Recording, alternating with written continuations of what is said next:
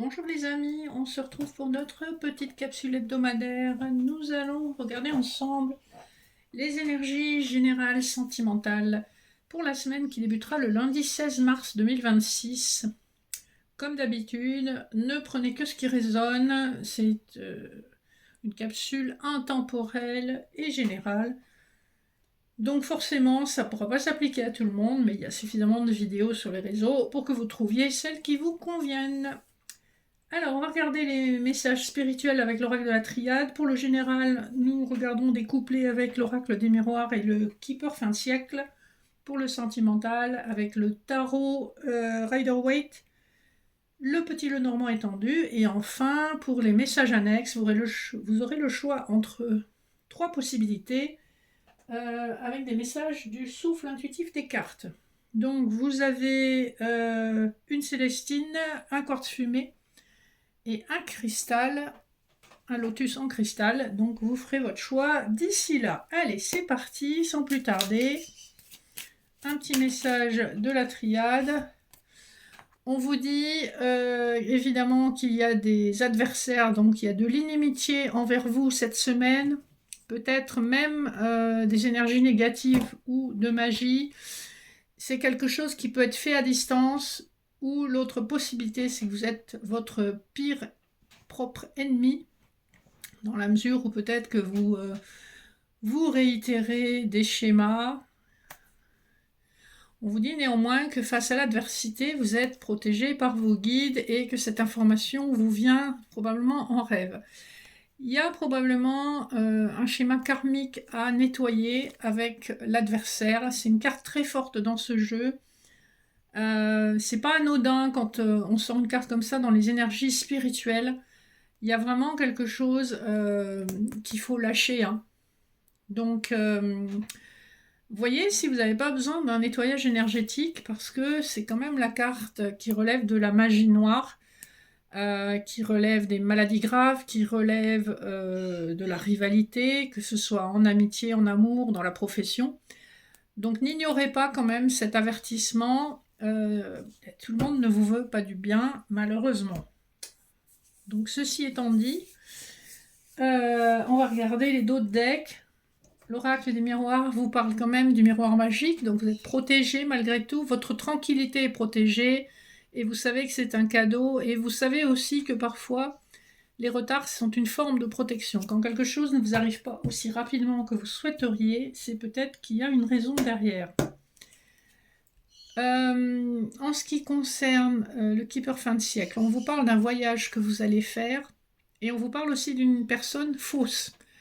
Donc là, je vous renvoie à la carte de l'adversaire. Donc il y a une personne dans votre entourage. Ça peut être un ex ou une ex, puisqu'on a la carte du tribunal. Hein. Donc ça peut être quelqu'un que vous avez connu de façon proche et qui a vraiment des énergies négatives vis-à-vis de vous. Vous voyez comment ça vous interpelle. Si ce n'est pas de la famille, ça peut être dans le cercle amical ou dans le cercle professionnel. Premier couplet, on nous parle d'un mariage avec la fatalité, un mariage qui s'est effondré. Donc on est un petit peu à nouveau dans cette énergie où il y a quelque chose qui s'est terminé soudainement. Et ça a été assez dur et assez violent pour certains d'entre vous. Deuxième couplet. Eh ben voilà, on nous parle d'une séparation qui est actée, d'un divorce qui est enfin signé pour certaines personnes ou d'un pacte qui est annulé. Donc ici, on est vraiment à l'heure du bilan, hein, c'est vraiment ce qu'on vous dit, et vous allez voir le vrai visage de avec qui vous étiez en couple.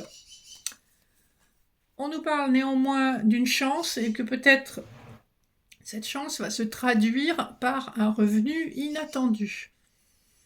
Je pense que c'est en lien effectivement avec une séparation, le partage de biens, peut-être aussi la garde des enfants, l'argent qu'on vous doit, voilà, l'argent que votre ex vous paye tous les mois pour les enfants ou autre. Il y a vraiment cette notion-là. Donc là, on était dans le général et on nous a parlé du sentimental. Voyons si dans le sentimental, on nous parle du général. D'autres decks, du petit Lenormand. On a un homme qui est quand même tourné vers le passé, qui est peut-être un peu traditionnaliste, qui est romantique, et qui se cache de l'être.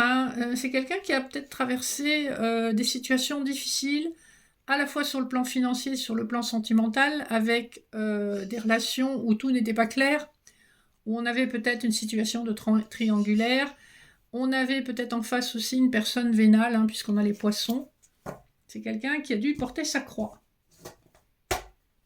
Le dos de deck de Rider nous parle de l'étoile, donc gardez espoir, tout est guidé. On a des informations cachées, on a possiblement une grossesse pour les personnes qui souhaitent avoir une grossesse dans ses débuts, donc dans le premier trimestre. On a une personne ici qui a vraiment besoin de se reposer et qui le sait, qui a les idées claires par rapport à ça. Le premier couplet nous parle d'un homme qui est assez passionné et d'une femme qui est plutôt terre à terre, occupée par les biens matériels, par bien faire tourner une maison, s'occuper des courses, du linge, des enfants. On est plutôt sur quelqu'un de très protecteur et qui est très organisé. Deuxième couplet, on a l'empereur et le lys. Donc ici, on nous parle d'une relation qui va s'officialiser.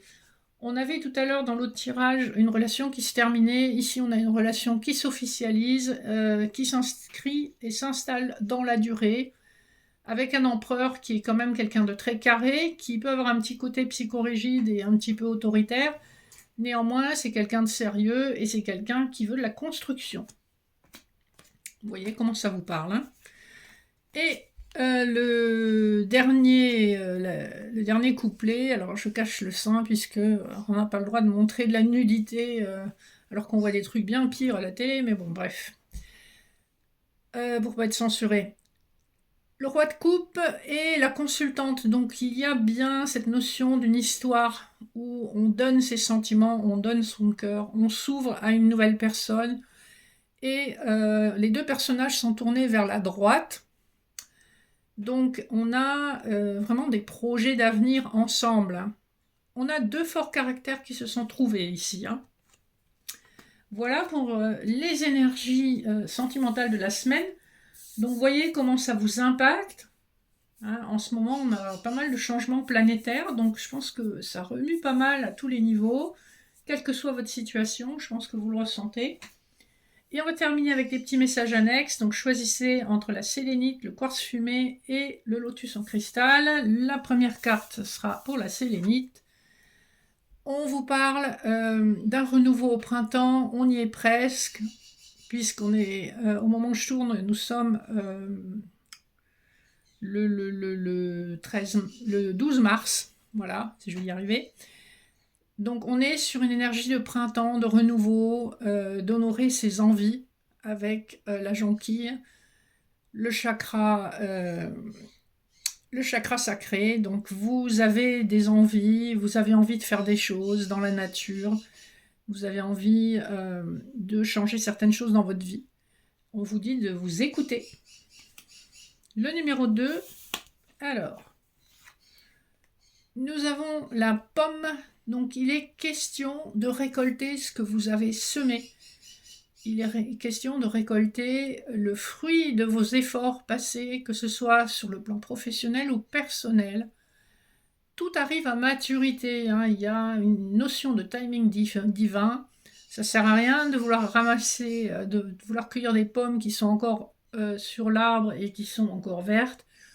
Tout doit attendre d'être à maturité pour être savouré. Et c'est ce qu'on vous dit, c'est en train d'arriver. Et enfin, donc le cristal. Vous avez le chardonneret qui vous parle de délicatesse, de la possibilité d'un nouvel amour qui arrive là sur les débuts du printemps. Un amour qui est encore un petit peu dissimulé, qui est encore un peu timide, qui reste très élégant, très respectueux, avec beaucoup de délicatesse. Donc voilà. Et voilà, donc on a fait le tour de nos petits messages pour cette semaine. J'espère que ça vous aura interpellé. N'hésitez pas à liker, partager, vous abonner si ce n'est pas fait. Vous avez mon mail ou mes contacts en barre d'infos. Je reste à votre disposition si vous avez des questions sur les séances de voyance, de médecine chinoise, d'hypnose, d'accompagnement, etc. Je vous embrasse, je vous dis à très bientôt.